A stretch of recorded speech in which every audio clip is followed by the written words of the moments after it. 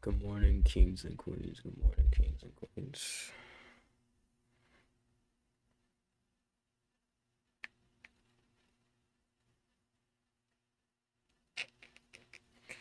Let me turn my phone on silent so no alerts go off or any notifications come through. Hope you all having a blessed, beautiful, and amazing day. We're going to get active. Gonna have a good conversation today. Very good conversation. A lot of relatable things. While I observe what gold is doing here at this area, see if it's gonna maintain. I was in this trade originally, and price came down when CPI dropped, and it came up to the take profit, which is my first zone, and it got hit, and then price came back down into this area. Now what I want to do is take this off. What I'm observing now is as long as price maintains above this 1 hour support, then let me see something. Let me make sure. Actually, 1 second. Let me stop sharing it and then share it again.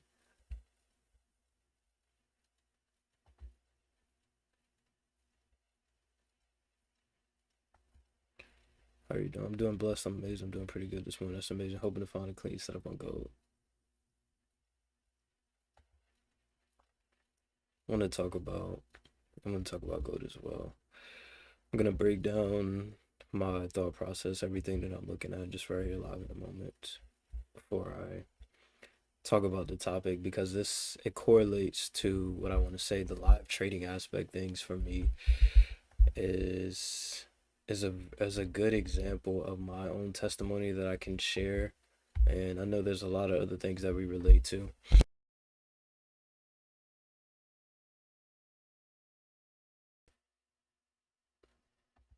Maintains above this 1 hour support, then buys are still valid. If price fails to maintain above this 1 hour support, then price can potentially come down into this next 4 hour support. Right now, I am still looking for buys at this moment in time, since price is trading at this key area.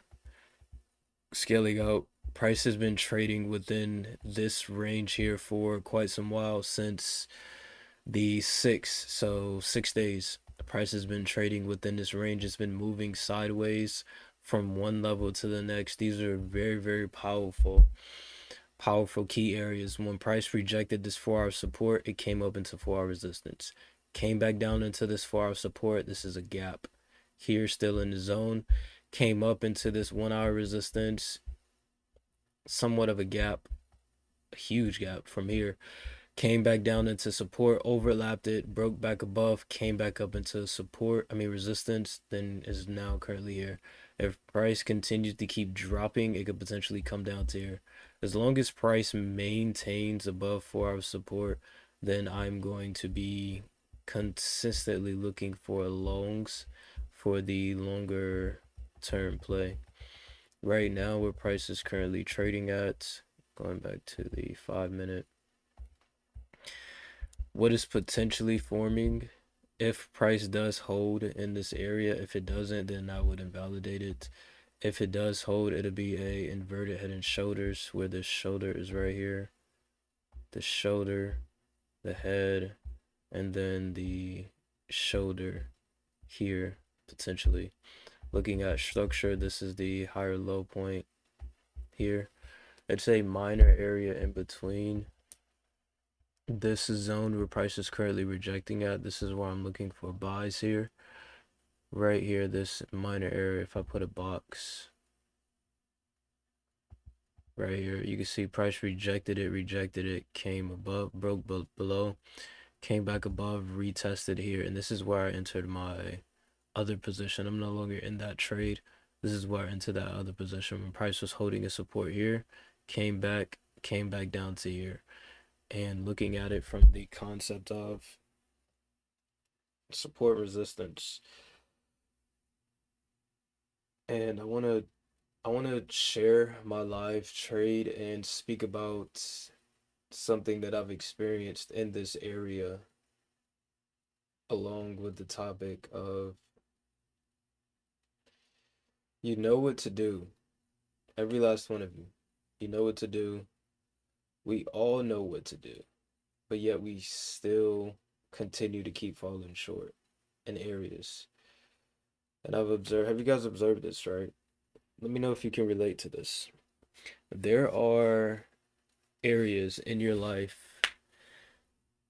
and well, I'll speak for myself, but let me know if you can relate to what I'm saying.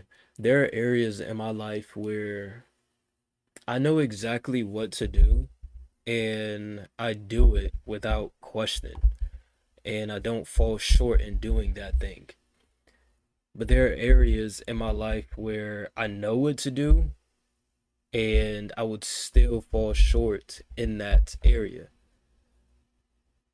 Can you guys relate to that? It's the same thing. You know what to do, then why is it that in this area you do the thing and you don't fall short to it? And it's rare that you would ever fall short to it.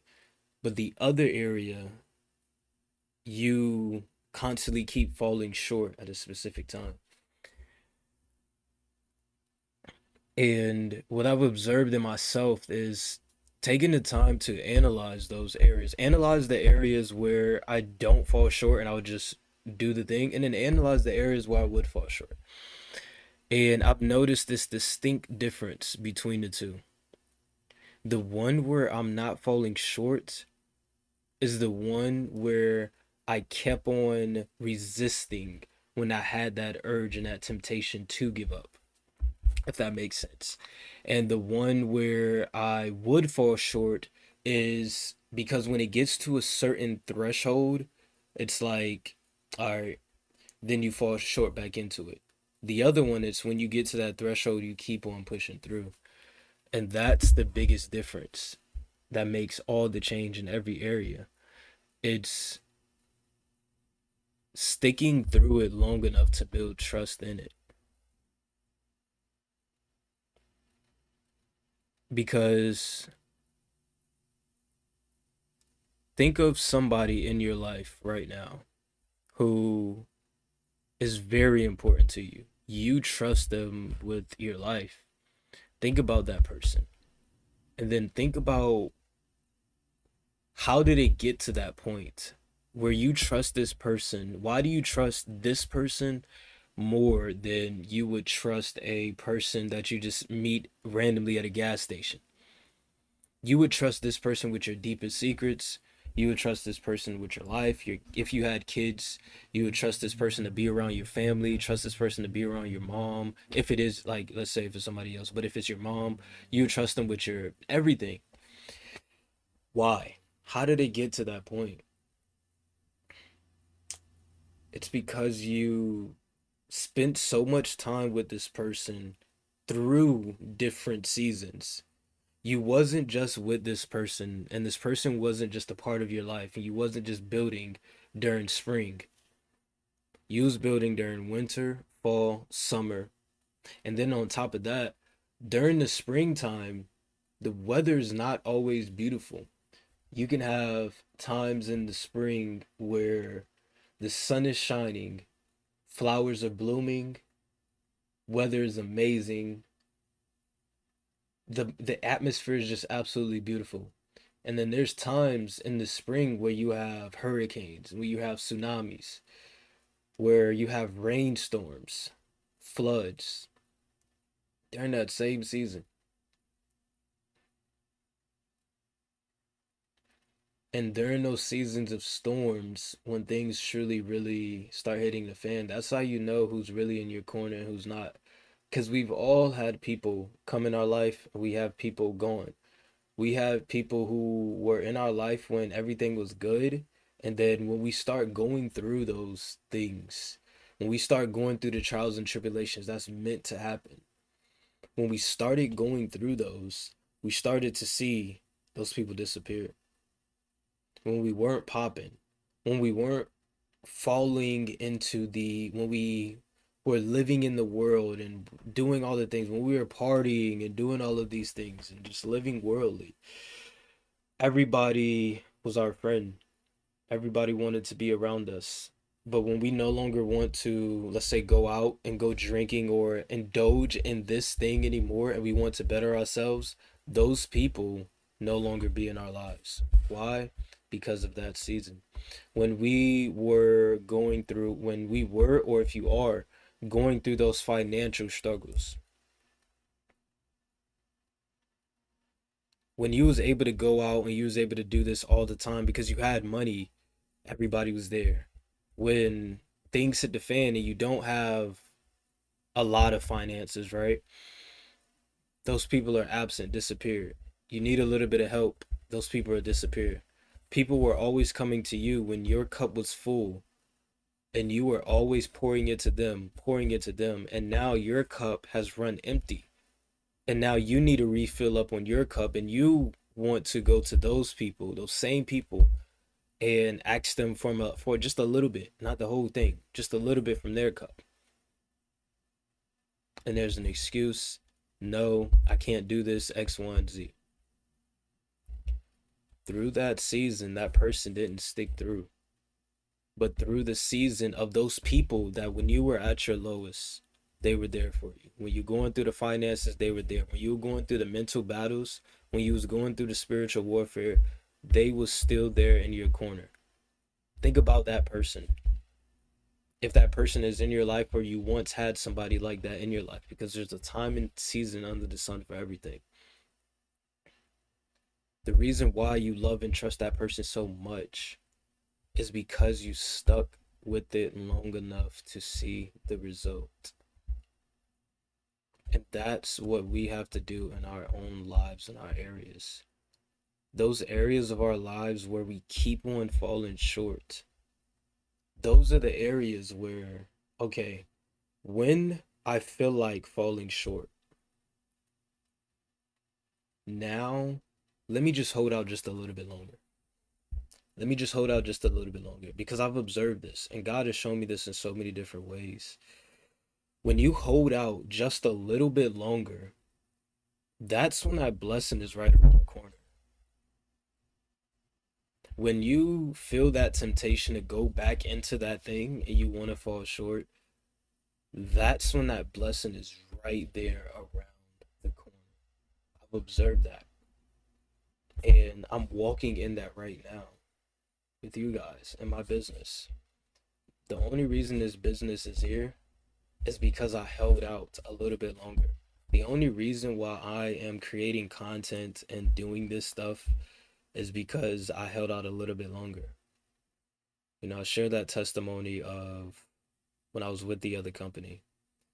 And look at this beautiful rejection on gold. I'm gonna observe this and see what happens. If this is an overlap, I'm going to take a trade here in this area. I'm gonna take this off. If this is an overlap, because price closed below and it's not continuing to keep going back down, but price closed below, and then if this 30, not 30 minute, 3 minute closes back above, what I'm gonna do is take a buy position here, have my stop loss below support, and I'm gonna look to target up into the 1 hour resistance range here, and then I will continue with my speech.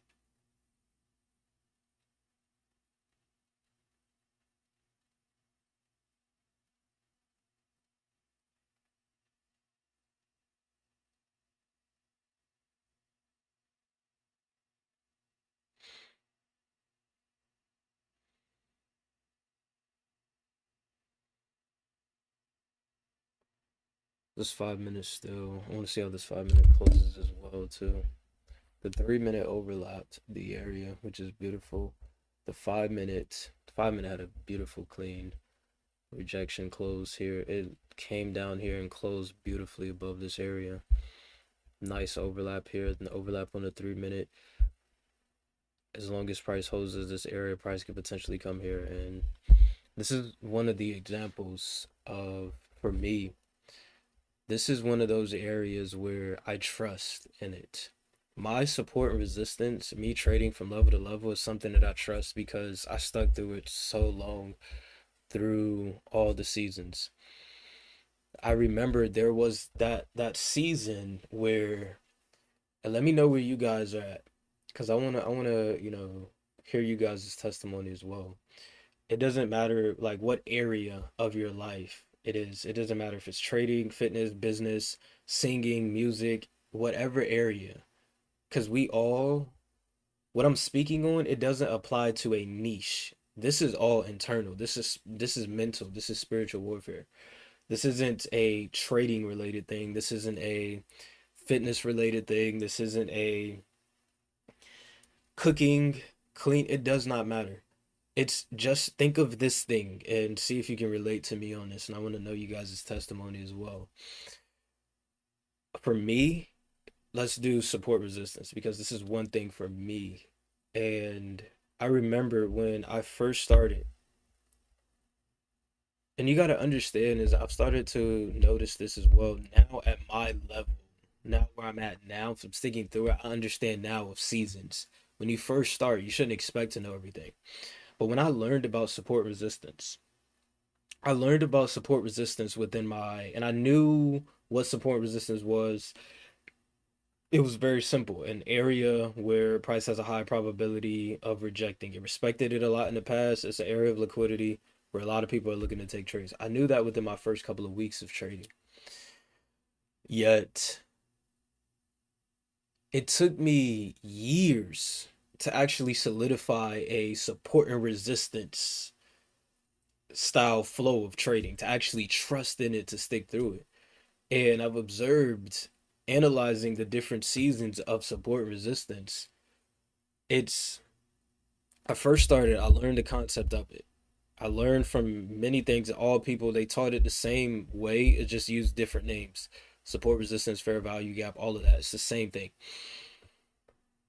The thing was I trusted the mentor, I trusted the courses, and I trusted the videos more than I trusted myself. That's where it came to. I put more trust in the videos and I put more trust in man than I did myself, than I did the spirit that's within me. And that's where I fell short. And that's why I went through that season of torment and God allowed that to happen because I would watch the videos and then I would go draw up my support resistance, go to my charts and mark it up. And then I would take a trade and that trade wouldn't hold at that support resistance. And then I'm like, okay, cool. I need to redo the way. Let me clear off my charts. And then I would redraw them. And then price would reject that area. And I would get in, and then price goes up, just comes down a little bit. Let me get out. I might be wrong. Price may be X, Y, and Z. I would win a couple trades, lose a couple trades, win a couple trades, lose a couple trades. And then I'm like, okay, I need to go watch that support resistance video again. Let me go rewatch it again. I'll go watch it again. Okay, say they do this, do that. Okay, I'll apply it. I'll apply it for a little bit, fall short again. All right, let me go back to another video. Okay, this different, because I would use multiple, it was really mainly one main course, and then that course had like different like levels to it, like support resistance 2.0, and different people taught it different way and how to do it. Use the line chart, use this, and I'm like, all right, cool. Let me try to apply this way of doing support resistance. And that block was every time I hit that fan, instead of me just sticking through it, I would retrace my steps. It was like a marathon. I was at the starting line Learned about what I needed to do watching the videos. That's the starting line. Watching the videos, learning the concept. Then I would go a mile. Once I hit that mile point, I started going weak, getting tired, wanting to go back into the world, or wanting to not go back into the world, but wanting to, okay, I'm not sticking to it. I'm not seeing the results. I couldn't see the finish line. I'm gonna turn around and go back. Started the finish line again. Let me re up. Go watch the videos again. Go another mile. Come back, mile. Come back, mile. Come back. Because I wasn't actually sticking through it long enough, it was so much easier. The starting line was much more visible than the finish line. I couldn't see the finish line, but I could see that starting line, and it was only a mile, so I can easily go back to watching the videos. Then it got to a point where I said, I'm done with this. I don't watch this video over so many times. I don't watch this video more times than I read the Bible. I don't watch this video more times than I meditated on the scriptures that I need to be meditating on. And then I said, this time I'm gonna stop. No more videos. The next time I get to this point, because I knew that point was gonna come again. I knew that test was gonna come again. Because the only way for me to beat this, to get to the level 12 boss, is to beat the level 11 boss. You have to go through that 11 boss. So I knew that that test is gonna come. I gotta go through this. So that means it's going to happen again. I said next time I'm not gonna go to the video. I'm gonna just stick through it. And what I did was I went 1 mile and then I went 2 miles. That 2 miles was not going back to no course videos. I would still clear off my charts, redo it, but I still went 2 miles. I didn't go back to the videos. So I was going from 1 mile instead of going from the starting line to 1 mile. I went from I went from mile one to mile two, back to mile one, back to then to mile two. Now I'm no longer going back to that starting line. Then I said, all right, cool. Next time, I'm gonna actually just see this all the way through because I can study this and I can study price going from one level to the next, and I clearly see it works. What I'm learning or what I'm applying, it actually works. I see price going from level to level. I can mark that up on any chart, and I see more times than not, if price rejects this level, it goes to that. I'm not sticking through it enough, and I would stick through. Now I'm no longer removing the lines. I'm like, I'm gonna keep it here. I'm gonna let it do its thing. And what I started to see was there would be times where price would consolidate for a while, then get to that next level. Sometimes it'll get there immediately. Then I went from mile two to mile three. And then the more that you get away from that starting line, I started to observe something. That starting line is no longer visible. It's in the background now. You can't even see it no more. What starts to become visible was the finish line. And that finish line, I started to see it in the distance. And I kept on, yo, I'm here. I'm gonna keep going. I'm gonna keep going. I'm gonna keep going. And then it gets to the point where you see the finish line so clear, you can't even see the starting line anymore. And I'm like, yo, it would be no point.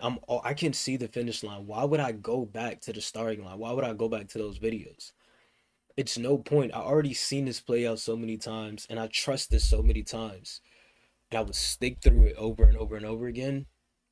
And then I saw the finish line, and I reached the finish line with support and resistance. Now it's to the point where I trust in my support resistance. I trust that if price rejects an area, I've seen it more times than not that price has a higher probability of going to that next. Will it do it? I don't know. But I know that I trust in it so much that every time I see it, I'm going to take the trade, even if I lose.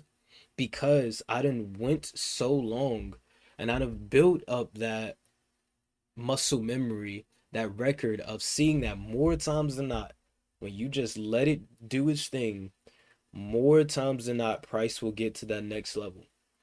There are times where it could get there immediately. There are times where it could take a little bit. It could consolidate for a while before it get there. But more times than not, if you just stick through it, price is going to get to that next area. And if it doesn't, that's just that then not time. The wins of when price does get there compensates it way more. And just using that one example for me, it allows me to use that as an example to the other areas where I'm working on, because nobody's perfect. We all should strive to seek to continue to get better.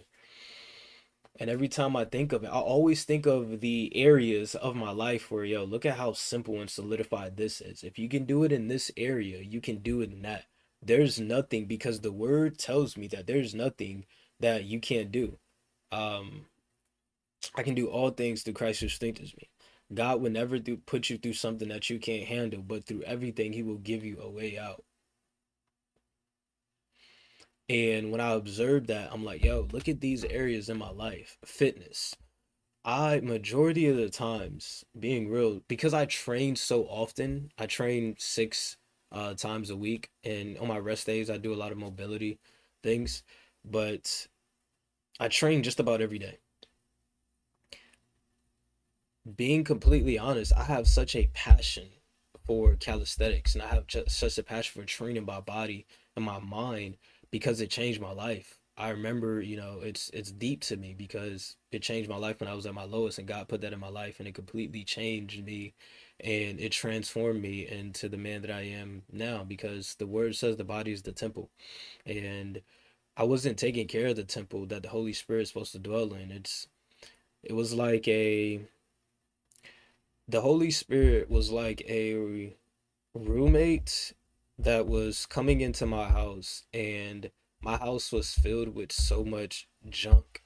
It was disgusting. You could barely walk through the door. It just smelled disgusting. It was like, anybody, if you go into a house that's just completely disgusting and terrible, you would not want to stay there and dwell there and live there. You want to leave. And that's what it was like for me. And with my temple, I was just not taking care of myself at all, mentally, physically, none of that. Wasn't sleeping, I wasn't eating properly. I was tearing myself down internally as well, not just with the physical things of not training, not eating properly, not sleeping properly. It was mentally. I used to speak in negativity. I used to speak curses into my life, death into my life.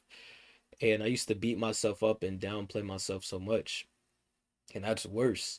That's very, very terrible. That's worse, more worse than the physical things. Because you be going through the physical things, but you speak life into your situation. And getting into this, it changed my life, right? And even though I have such this passion for it, I do more times than not, most times than not, I don't feel like training. I train 6 days a week. Majority of the times, maybe twice out of the week, I actually feel like training, on average, basically. Like twice or three times, majority of the times, but I still train 6 days a week, even if I don't feel like doing it. Still showing up and still following through to do it, because I've done it so many times. I've shown up so many times where I didn't feel like doing it. And I've always made the biggest level ups in my life where I show up, especially when it came to training, because I see that within my skill level. The handstands, the skills, all the skills that people show so much love for, those skills were obtained through the seasons of where I didn't feel like showing up, where I didn't feel like continuing to keep pushing through. Yesterday, for example, yesterday was a day that I learned so much, and I'm grateful. I even made a video. I documented the whole thing, man. Yesterday, I did not feel like going to train mentally and physically. And even as I was training, I did 100 and like 15, 120 set reps of banded plantar raises to negatives. And I remember, I think I had 10 more left. So I was already at 100. And I said, yo, I done did all of these, and I really still don't feel like training. The entire time I did not feel like I didn't feel like training, but I still did it anyway. I was like, yo, I did all of this. I showed up and I still didn't feel like training. Even after finishing it, I still didn't feel like I didn't want to be there. And yet I still showed up. And that alone, it gave me more boost, because I'm like, yo, I didn't feel like doing this mentally or physically, and yet I still showed up. If I can do that in this area, and if I did that today, that means I can do that in the same exact area the next time I don't feel like doing it. Today, for example. Right now, my body don't feel like training, but mentally I can go train. But I didn't feel like training mentally and physically yesterday, and I still showed up. So if I can do that yesterday, I can do that today. And I look at that, and when you look at that, think of that area in your life, that area, whatever that area is. To me, it was that training. Think of whatever that area is where you showed up, even when you really didn't want to do it, when you was just weak, mentally, physically, spiritually, you was just super weak. Because the word says, "For when I am weak, I am strong." And you said, you know what, I'm gonna still show up to do this anyway. Think of that area. If you did that once in that area, you can do that again. And if you did that in that area, you can do that in every other area. So whatever area in your life where you keep getting to mile 1 and mile 2, you keep on going back to the finish line. Just remember the times of the other ones and just keep on going. Just hold out. Just don't go back. That's all you have to do. And the Lord is so amazing because He will take care of you. You just literally just don't go back. You want to fall short, you want to go back to it, you want to go back and watch that video again. Just this time. Don't focus on all the other times. Don't focus on tomorrow. Matthew 6 and 34. Just focus on today. Just don't go back and watch that video. Don't open up social media. Don't open up the websites. Don't uh don't pick up the blunt. Don't pick up the drink. Don't go back to that ex. Don't text them. Don't be the first one to text. Don't be the first one to call. Just don't do it this one time. Just focus on this one time. Don't focus on, oh, I have to do it how X, Y, and Z times. Focus on just that one time in that moment. And when you resist it, when it happens again, do the same thing. When you resisted that first time and it happens again, remember when you did it the first time. Remember when you resisted the first time and say, okay, I'm not going to fall into it this next time. I did it once, I'm going to do it again. And you're going to get from mile 2 to 3 to 4 to 5 to 6. And everybody's marathon is different. We all are on this lane. We all are side by side each other. We all are running a marathon, but there's not a line of people. We all have our own section. Your finish line may be in that specific area. You can have multiple areas in your life. In this specific area, your finish line may be mile 10. Another person could be in that same area and their finish line is mile 30. Because there's also this thing of when God delivers you from a sin, it talks about it. When you're delivered from something and you go back into it, you will have 7 curses worse than it was that you started off with. There could be somebody who was delivered from something and then they went back to it. And now for them to overcome it, they got to go triple, 7 times it. So that same area, your mile 10, where that finish line is for you, maybe their mile 50 or mile 60. It's no point in comparing yourself to others. And in your own life, you may have that mile, let's say that to overcome this one, it was that finish line was mile 10. The next area, that finish line, maybe mile 3, maybe mile 4. It actually, that finish line may be right there. It's just, there are a lot of areas in our life where that finish line is really mile 2 or 3. It's not 20 miles away. It's just when you start, you immediately are looking down. You know how you run, and if you're walking and you look down, you can't see what's ahead of you. Or as soon as you start, you're just looking back. Imagine driving and just looking in your rearview mirror. You would crash immediately. If you were to get into a car and go drive on a highway and all you're looking at is your rearview mirror, that's how you're driving, looking at what's behind you. You will crash in an instant. And that's what it could be like a lot of times. That finish line is literally a mile or two. It's right down the road. You turn the corner, it's right there. You're just looking in that rear view mirror so much. You're looking in that rear view mirror, that's your past. That's your past self. That's the old you. You just keep focusing on that old you so much, and you think that it's going to take a tremendous amount of effort. You think that it's going to take so long to overcome and to be this new person. You think it's going to take so long in your mind, you're beating yourself up every single time you start something. There's a reason why. Let's take fitness for an example. Let's take fitness for example. There's a reason why. There's somebody that may be super obese in their eyes, and they're super out of shape in their eyes, and they're so unhealthy in their eyes, and they're so far gone in their eyes, to the point where it's like, yo, I'm gonna start, and they immediately look at themselves. It's like, yo, it's no point. It's no point in starting this, man. They look in the mirror. It's no point. It's like before you even start, you're immediately looking in a rearview mirror. You don't even take that first step. And that life changing thing could just be taking that first step. Not everything in life requires this huge ultra mega process, this 60-day, 90-day, 2 year thing to break free from. And how do we learn that? As we look at examples from those in the Bible. Remember the people, remember that lady who was dealing with, she was dealing with something, and she touched Jesus's cloak, and she prayed, and she said, I pray that, whatever, she was dealing with something. I want to find that scripture. I want to read that because I want to actually give the actual word. The lady who touched the cloak. I want to read this one.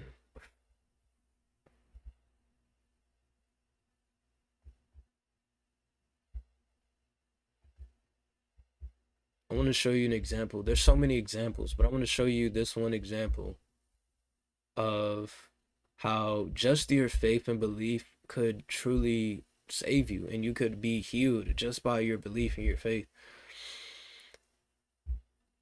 In Matthew, it talks about this, chapter 9. And behold, a woman which was diseased with an issue of blood 12 years. So think of a blood issue. What are some blood issues? Diabetes, that's blood sugar. Yeah. Diabetes, all these things, right? Think of these issues. And she had this issue for 12 years. 12 years of her life, she was dealing with this issue of blood, and came behind him and touched the hem of his garment. She didn't even touch him. She didn't touch Jesus himself. All she did was just touch the cloak that she was wearing. For she said within herself. She said within herself. So that means she believed. She truly believed in herself. If I may but touch his garment, I shall be whole. She had so much faith that if I just touch his cloth, not if I touch him, not if I touch his face, not if I hold his hand, not if I just sit down and have a conversation with him, have a one-on-one time with him. It was if I just touch a piece of his cloth, I will be made whole. But Jesus turned him about, and when he saw her, he said, Daughter, be of good comfort. Your faith hath made you whole. And the woman was made whole from that hour.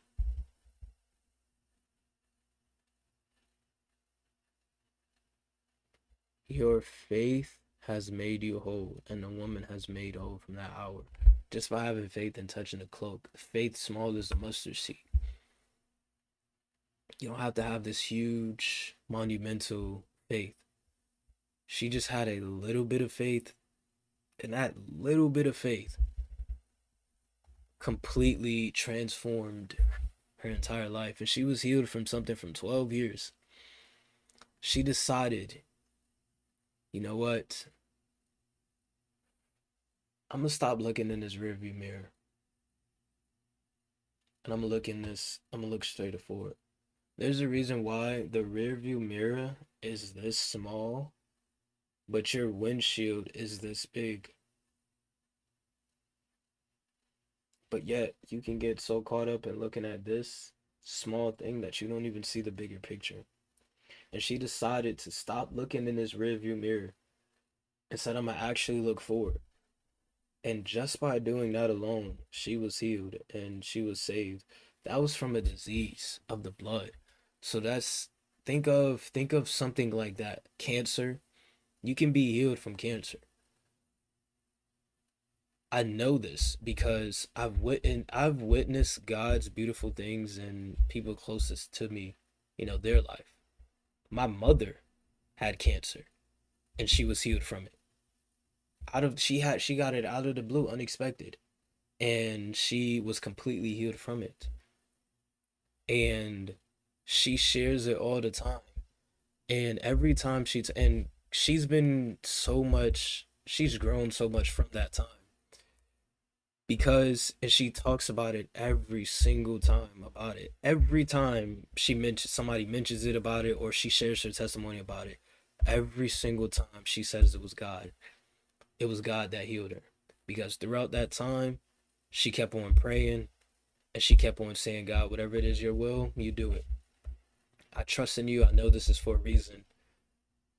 And through that, he healed her and he made her whole. She became so much better. And to witness that and to see, that's just one testimony. You have the other ones of, people getting that were blind. These people had like actual really life changing things that could actually take you out. You could lose your life over these things. And we deal with small things compared to those, like self doubt. Self doubt is not a like disease. Like it's a spirit. Doubt is a spirit. But that's not like cancer or diabetes or lung cancer or all these things, these diseases. That's just a mental thing. And if God had the power to heal somebody of that magnitude, what makes you think that we can't be healed from small things like self-doubt? Small things like not trusting in yourself. Small things of these small things. God has the power to heal anyone from anything. And the only way to do that is you have to actually trust in him. That's the biggest trust that you have to build. Go through that trusting in God of going from mile 1 to mile 2 to mile 3 to mile 4 to mile 5. And I've observed this in my journey. I get to a point, and I know that depending on your level, you guys observe this as well. It gets to the point where you're so deep in with God, it's like, yo, you can't even go back to the world. Even though you may fall short in areas, there's certain things that you can't do no more that you used to do back then.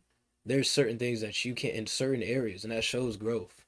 You don't have to be perfect, because even though in this area where you fall short, you would fall short a lot heavier in other areas.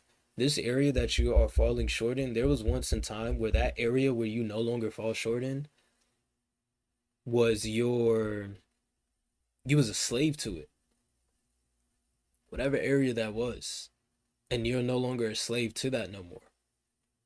You're on this constant cycle of breaking free, because the enemy deceives the entire world, and we allow that, and God will allow that to happen, because when we are deceived, we seek out, and we know that we are deceived, because many are deceived and they don't know that they are deceived. But when we are deceived, and we're deceived by the people and the systems that we trusted the most, and we can't even believe them, and those are the ones that lied to us. Now we gotta, where can I know the truth from? If I can't even believe in these people, these mainstream people, believe in these systems that the world taught me, if this isn't the truth, well, where can I learn the truth from? If I can't learn it from man, if I've learned that man could easily lie, I gotta learn it from God. I gotta go to the word. And guess what that does? That brings you so much closer to God. because now you gotta unlearn and relearn something that you've been so brainwashed to perceive your entire life. And you can't do that from the world. Now you got to do that through God. And He gives you this strength that no man can. He gives you this power that no man can. And what happens is during those times you build such a deep bond, a deep relationship with God. There's certain things that you can't do no more. Let me give you an analogy. Let's think of a male and a female. Let's look at it as levels. And then I'll read the chat because I've not read this chat this entire time because I'm just in that zone. There have, let's say you have a male and a female.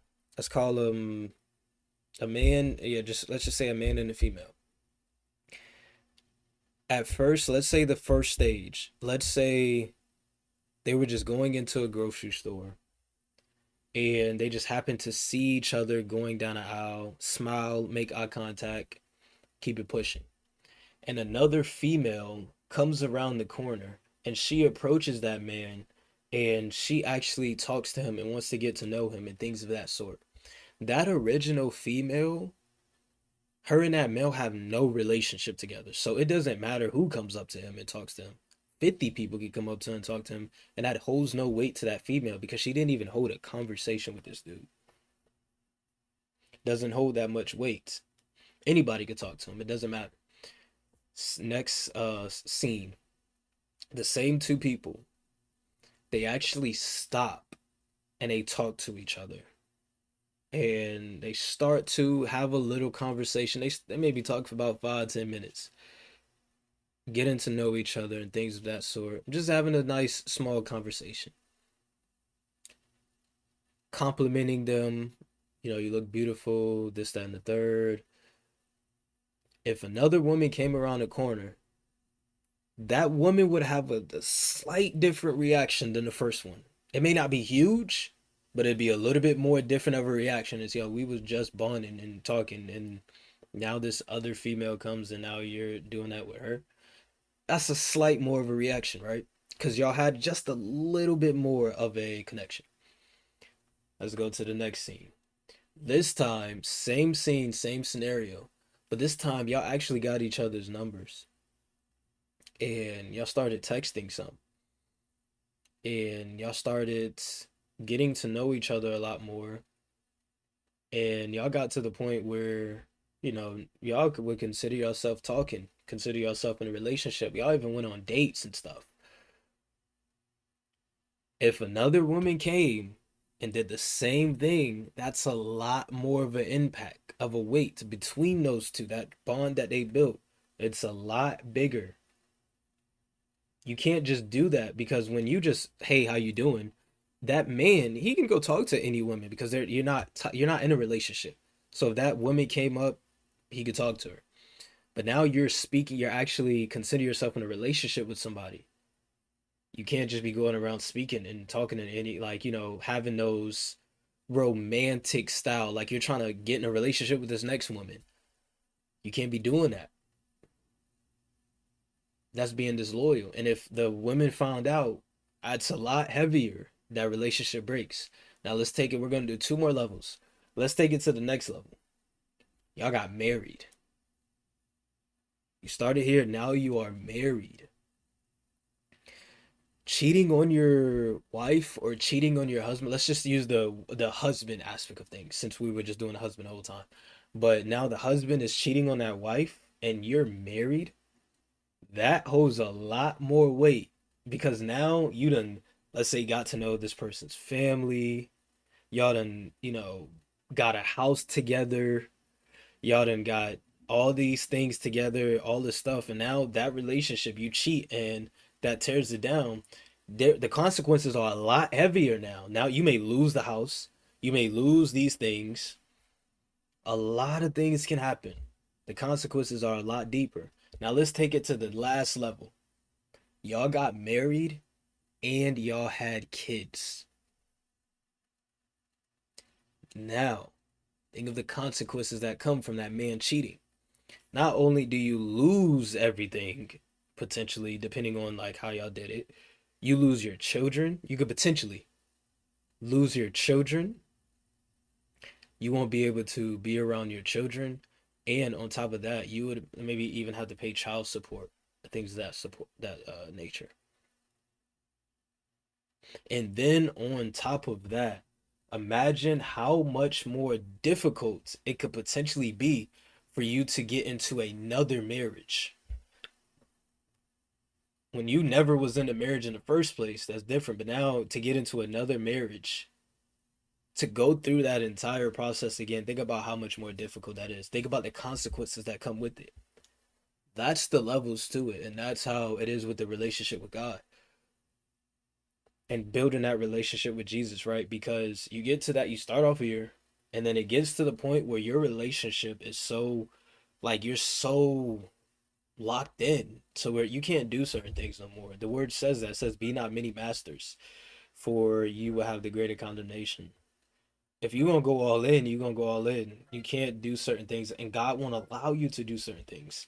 He won't allow you to put yourself in situations. That's why that you will have so much more conviction, and your judgment will be a lot more than somebody else. You knew that you were supposed, let's say, drinking. Let's say you were a drunkard, and people can get drunk every single day. Nothing happens to them. They're all good. You are way past that. You know the scriptures. You know where the word says you're not supposed to be a drunkard and X, Y, and Z, and you decide to go back into that. Your judgment could be a lot greater. You can get into an accident. You could end up sleeping with somebody, and you can have a child with somebody that you didn't even know. Your judgment is a lot greater than that person who's just not even building a relationship and they just living and drinking and just getting drunk all the time. And God won't allow you. That's why He will convict you so hard. That's why it's those areas of your life where you know you're not supposed to be doing this, but you have so much conviction. It's like, yo, I can't do this. I can't go back to that. Think about those areas and just think about the testimonies that you have for yourself. I know I have testimonies of me. There's certain areas in my life where, I can't do it. I remember like thinking of going back to it, and God would just bring a plethora of conviction onto me. Or I would go back to that, and that judgment was far greater than it was when I was just completely in the world. That's just how it is.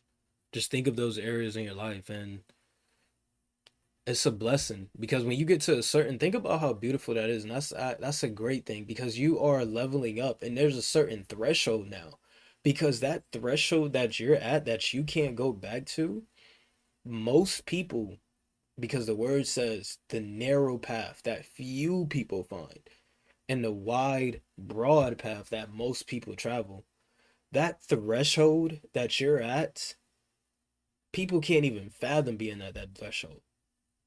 That threshold of you saying, yo, I can't get drunk no more. Like, I don't even, for example, me, I don't like drinking. I don't drink at all. I used to, not because I wanted to. I actually hated drinking. I did it because I was in the world and I was around the people and I wanted to be cool. But I actually hated drinking. It's like now, me drinking, I can't even, I despise drink. I just don't like the taste of it. I don't even want to drink. Getting drunk, psh, never. That is completely out of the equation for me. It's certain thresholds too. But that same thing that's easy to me, to that next man, it's yo, they can't even go a day without grabbing a beer and drinking. They can't go a weekend without getting drunk. And it gets a lot more deeper because if you go back into those sins, now that starts to become like yours. You start to become a slave to it. Now you can't cope, and you can't, there are certain people that can't go through their life. They can't go through their day without certain things. They can't start their day without smoking. They always need to smoke whatever it is that they smoke, or they can't go out in public without taking certain drugs. There's a reason why people get addicted to these things, because instead of dealing with the actual problem at hand, they would rather cope, try to find a outlet and try to find something to distract it, to delay it. Instead of actually solving the problem and healing the wound, they would rather put a band-aid on it. And ask yourself, what are you doing? That's really what we actually, what are we doing? Because instead of looking at everybody else and pointing a finger at everybody else, you guys can all do this. If you point one finger at somebody, you have three fingers pointing back at you. You point one finger at somebody, three fingers are pointing right back at you. So ask yourself, not everybody else. Look within, ask yourself, what am I doing? Am I putting a band aid on, or am I trying to actually heal the wound? Analyze those areas of your life where you're putting the band aid on. Write them all down, and then one by one, start to take off that band aid and actually heal it. For one, in order to heal it, in order to heal the wound, you got to actually see the wound. If you have a cut on your hand and you want to see how the wound looks, what do you have to first do? Remove the band aid. So, in order to remove the band aid, you have to first identify and remove whatever it is, that band aid that is blocking you. That next level to get to that next mile, what is that band aid that is blocking you that you've put on? Because you put it on. We all put the band aids on. We put the band aids on ourselves. What is that band aid that you've put on that's blocking you to go from mile 1 to mile 2? When you identify that, take the band aid off. You can't heal if you still got the band aid on. You have to take the band aid off. So remove whatever that thing is. Remove it, and now is the process of actually healing. Don't put the band aid back on. Keep it off. Let the wound breathe. Let the wound breathe. And when you start to do that, then you start to actually find a way to actually heal that wound. Because now you have the open wound. Now it's like, yo, you got to figure out a way to heal this. You got to stitch it up. You got to heal up that wound. By putting on a band-aid, you can just have the band-aid there. But now with that wound is open, you got to actually heal it up, stitch it up.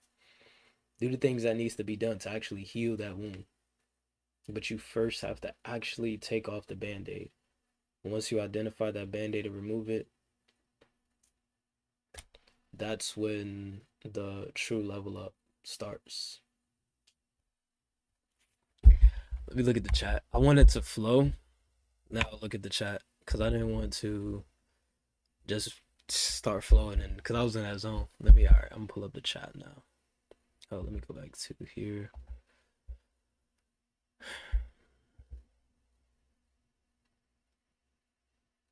I can relate for sure. Okay, perfect. Let's see.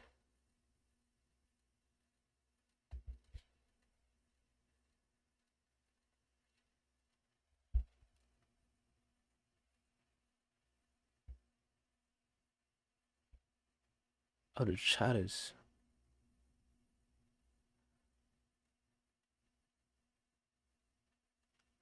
Wow. Beautiful. Beautiful. Yeah, that was just on my screen. I'm like, yo, I gotta share this, man. It was good. Good. I just wanted to flow. Now we can, if you guys have any questions or any testimonies, definitely let me know.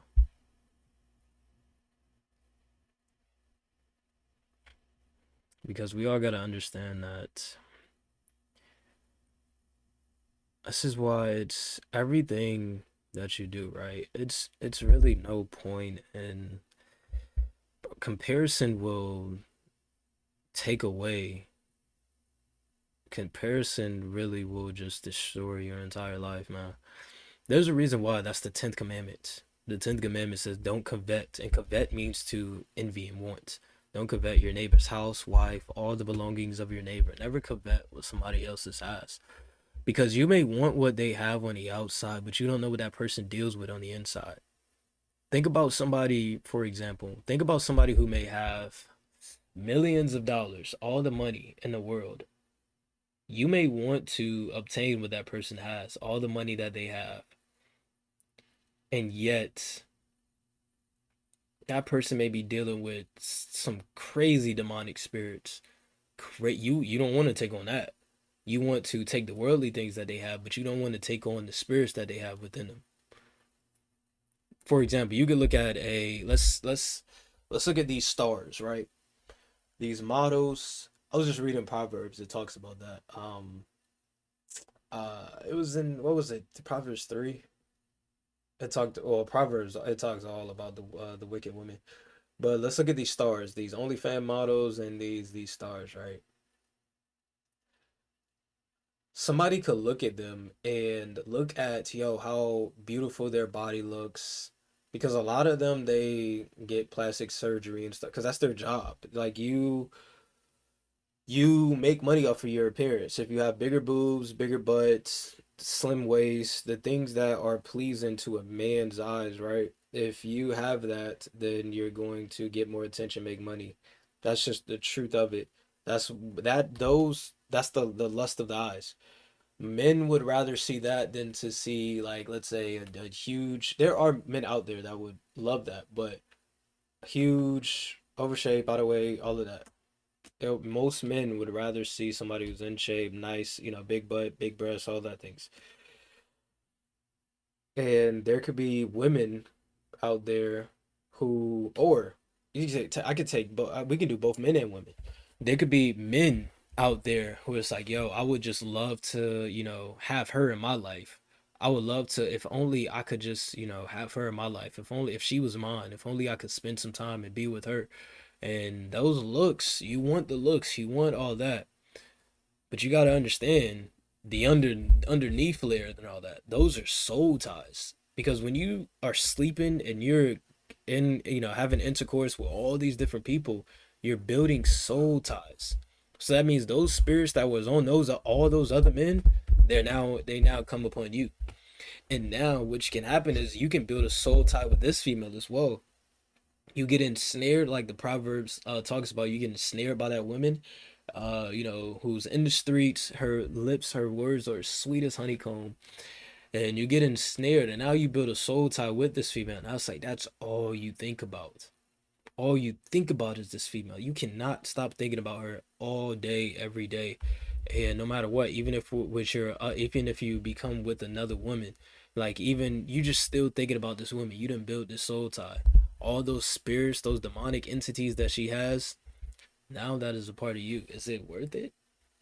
That's what you want. That you just want to have sex, and you just want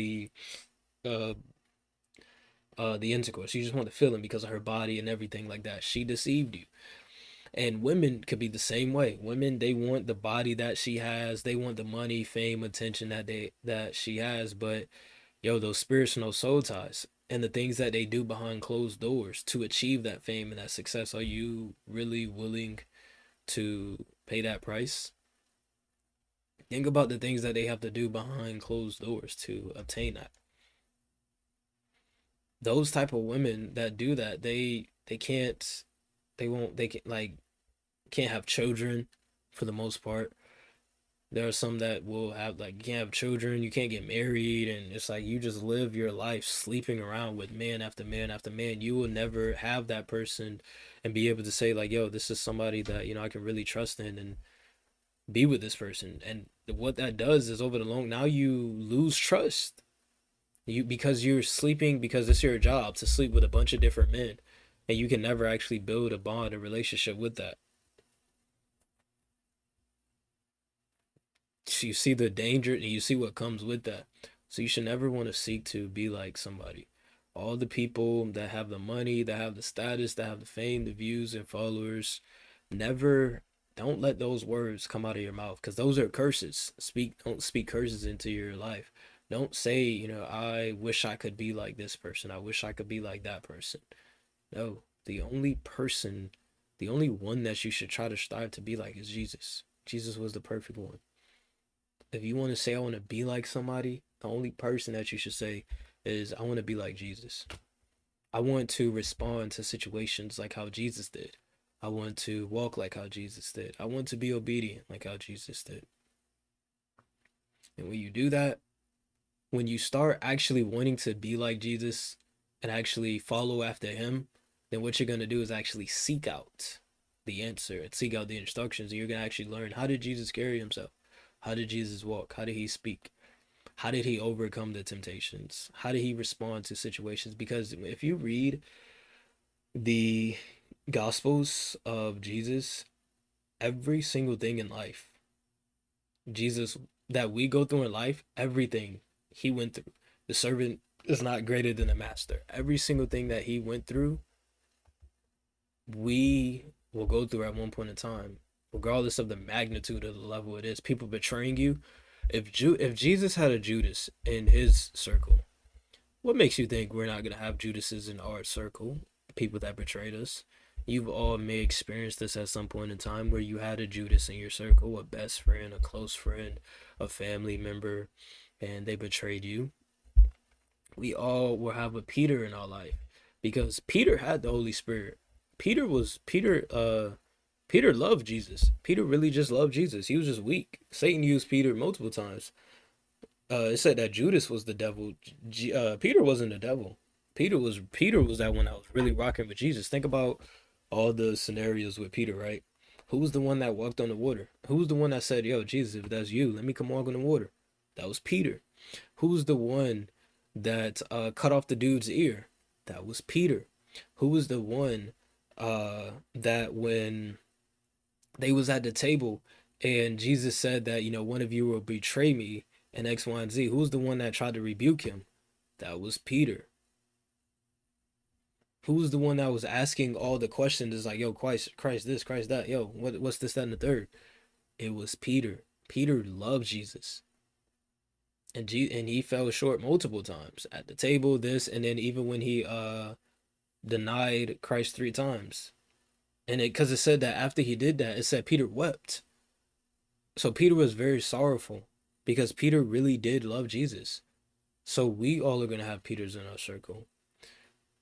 Think about the people. Jesus was perfect and people hated him. And people tried to make him seem like he was the devil. When Jesus was walking and he was spreading the word, Jesus, not one time in the Bible, not one time, not a single time, did Jesus force people and was like putting a gun to people's head and telling them you have to do this, you have to do that, and all these things. Not one time did Jesus do that.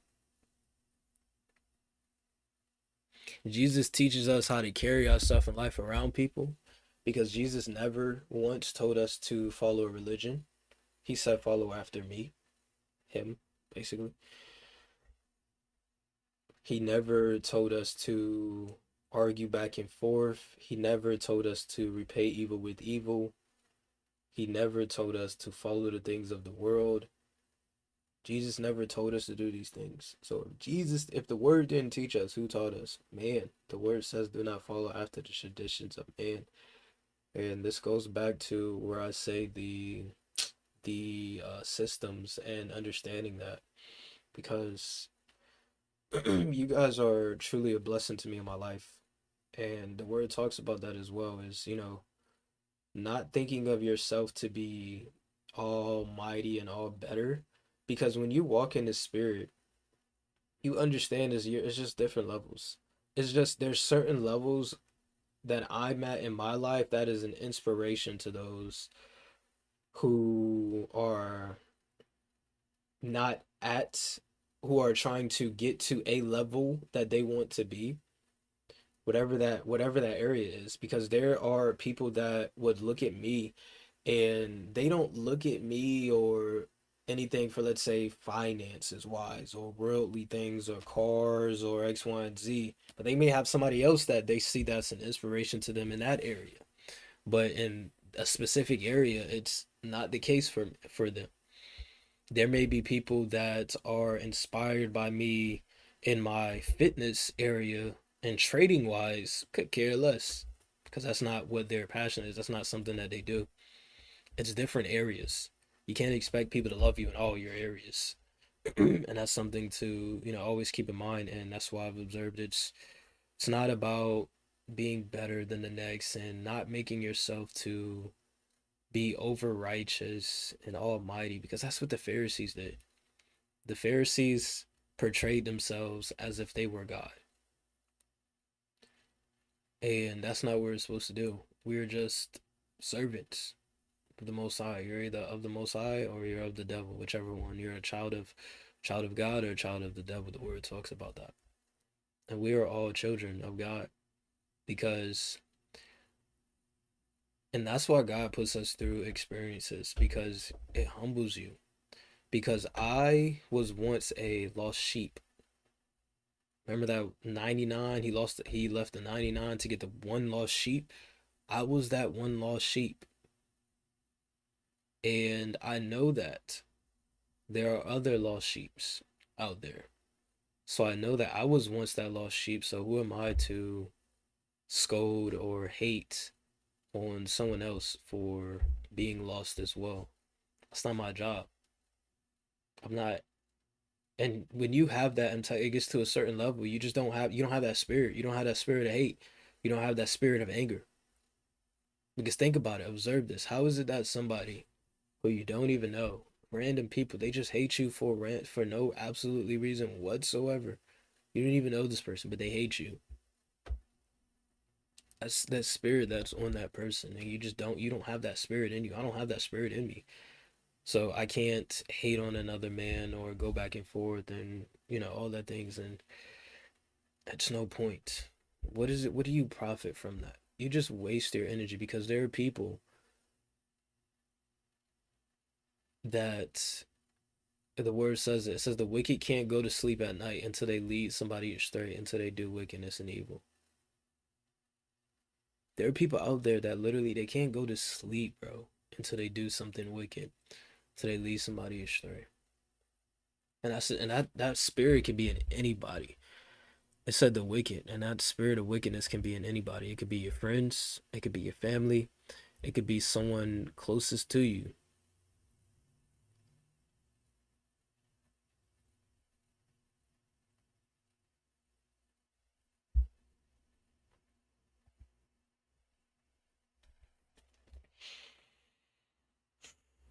And that is the word of the day, alive in the flesh.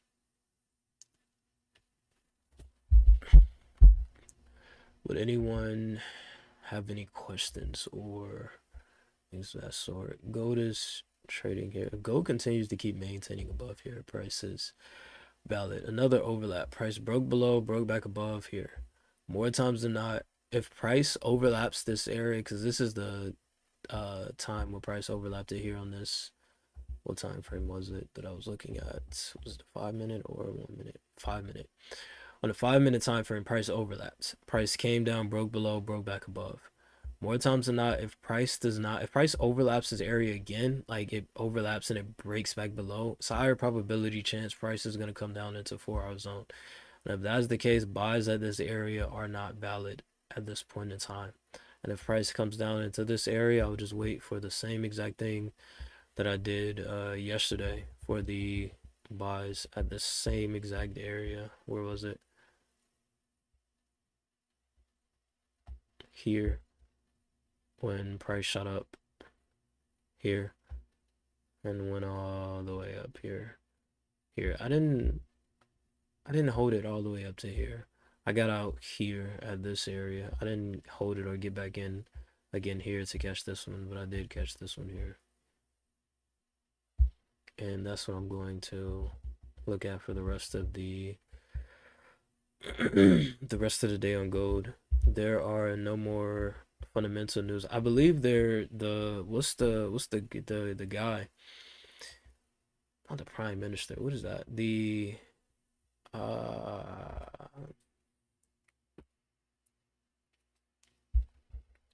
what's the thing? The elections of uh the chair, like the new Jerome Powell, the new puppet. Fed chair nomination vote. Yeah. Forecast pass. I don't know what any of this means. Can I click on it and actually see the details of what happened?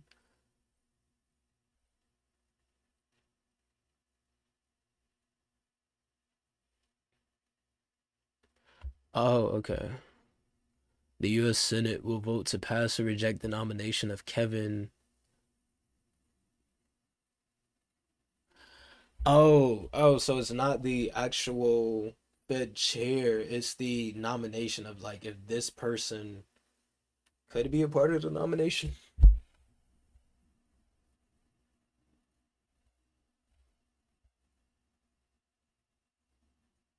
Let's look up. Let's look this up real quick. When is the new Fed chair appointed? Let's look this up real quick.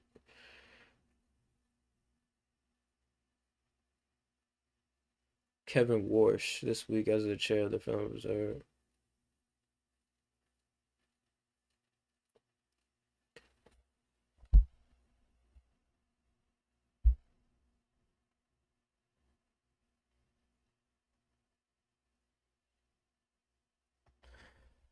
Kevin Warsh. This is somebody, I don't know who this is. I just know that Trump likes this dude. In very simple terms, Trump is pushing for this dude to be selected. And if Trump is pushing for this person to be selected, this person will be selected. Emphasis on the word selected, not elected. Emphasis on the word selected. Because all these people are selected. The presidents, all of these people, they're selected, not elected. Think about it. In no reality, in any lifetime ever, would Sear become a president. They would never, ever, ever allow me to become president. Because those people are owned.